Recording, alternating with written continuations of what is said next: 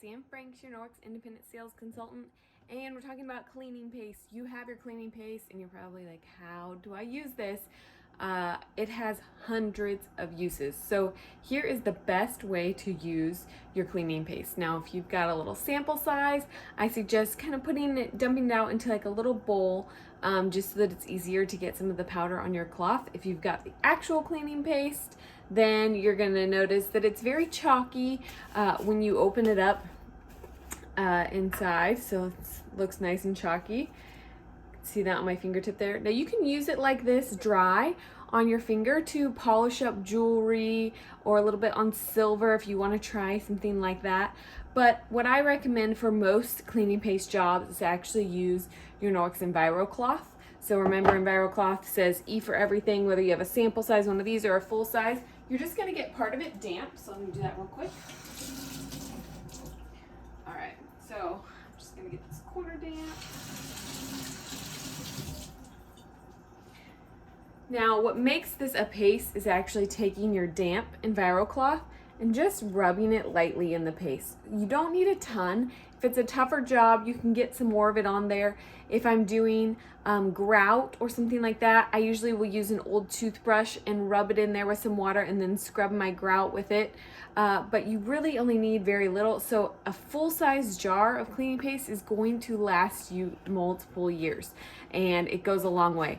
So here are just a few of the things that you can use them on. If you've got white shoes, the whites of your shoes that you want to polish up, damp Enviro cloth and the cleaning paste, polish that up. If you've got marks on your cabinets, walls, doors, light switches that you can't get off, try the cleaning paste. Now with paint, just make sure that you test it in a small area, that it's not going to remove paint. It depends on the type of paint, so just want to make sure and test an inconspicuous area.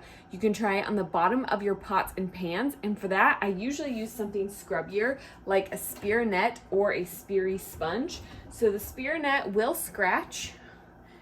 It's kind of like steel wool, but it's extra scrubby, so this is great if you're trying to clean your inside of your oven with the cleaning paste, or trying to clean your grill with the cleaning paste, something really scrubby, not worried about scratching. Or if you're looking for an area that's more sensitive, like maybe your stovetop or a glass stovetop or the bottoms of some pots and pans, you can use our speary sponge and the cleaning paste. So you just get this wet, rub it in the paste, and scrub away. You can also use the Enviro cloth. You might just need a little more paste because you're missing that scrubbing action from the sponge. So this is great for getting burnt on stuff off of your stovetop. Easily cleans out the microwave. I love it for getting bugs off my car and rejuvenating my headlights if there's stuff stuck on the outside of it that makes them kind of fogged up.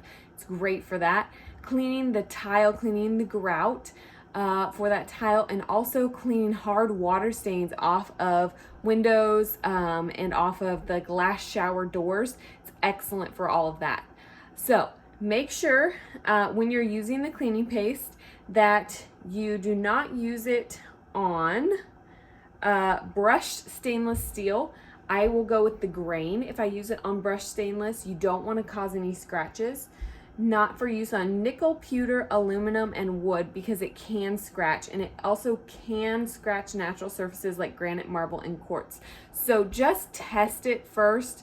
I've never had a problem with scratching when you use very little, but I just want to give you a heads up. It's also great for polishing jewelry, polishing silver, and you'll see that I've got other videos that are coming for different uses. You can get permanent marker off of tile. I've heard of people using it to get nail polish stuff off of things. So your mind's about to be blown by all the things that you can do with the cleaning paste, including getting stains out of clothing, carpet, and upholstery. So you're gonna have to try it on all of these things.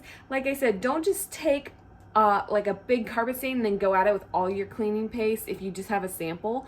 I want you to try it in a lot of different areas, because then you can grab a full-size one and then do all your projects. It's also good for getting off sticky residue from things. That can be so annoying, right? So it's great for that too. If you have any questions, as always, you can message me, and I look forward to talking to you guys later. Bye.